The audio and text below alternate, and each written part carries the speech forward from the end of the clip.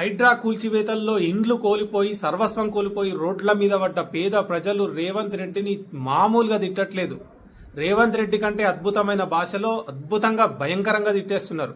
అయితే ఇక్కడ రేవంత్ రెడ్డి స్పెషాలిటీ ఏంటంటే, ఇక్కడ పేద ప్రజలు ఇల్లు కోల్పోయిన వాళ్ళు ఎవరైతే ఉన్నారో వాళ్ళు ఒక రేవంత్ రెడ్డిని మాత్రమే తిడతలేరు. రేవంత్ రెడ్డి భార్య గారిని తిడుతున్నారు, వాళ్ళ అమ్మగారిని తిడుతున్నారు, వాళ్ళ బిడ్డని తిడుతున్నారు, రెడ్డి కులపోలను కూడా ఉతికి ఆరేస్తున్నారు మొత్తం.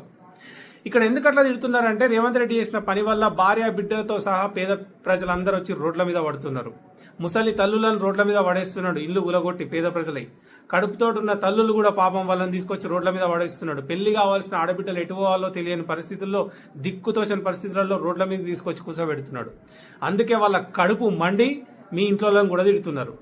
నీ దరిద్రం ఏంటంటే, నువ్వు చేసిన తలకమాస్ట పనికి మీ ఇంట్లో కూడా తిట్టిపిస్తున్నావు చూడు, అది దారుణం. అంటే పాపం వాళ్ళేం తప్పు చేసిరు, మీ ఇంట్లో ఏం తప్పు చేయలే, పేద ప్రజలు ఏం తప్పు చేయలే. నువ్వు